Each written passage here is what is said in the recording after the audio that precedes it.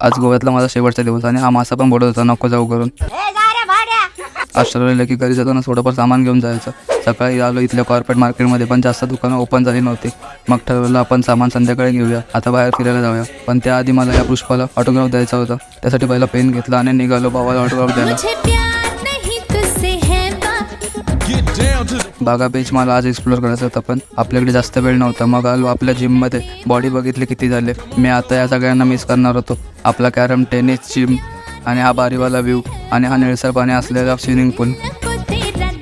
इथेच मला दुपार झाली होती. मग जेवण घेतलं आणि बीच व्ह्यूकडे गेलो आणि जाता जाता बल्पी ऑरेंज घेतलं आणि मस्त पीत व्ह्यू बघत बसलो. त्यात मला खूप लेट झाला होता. मग पटापट बस पकडली आणि घरच्या दिशेने निघालो. घरी आलो, बॅग भरले आणि हॉटेलमधून चेकआउट केलं. आपल्याला खूप लेट झालेलं आणि मुंबईला जाणारी शेवटची बस ही मडगाव स्टेशनवरून 7ची होती. मग मडगाव बस स्टॉपला जाणारी बस पकडली. बस स्टँडला आलो आणि आपली सीट बघितली. अब गाडी तुम्हाला भाई चलेगा.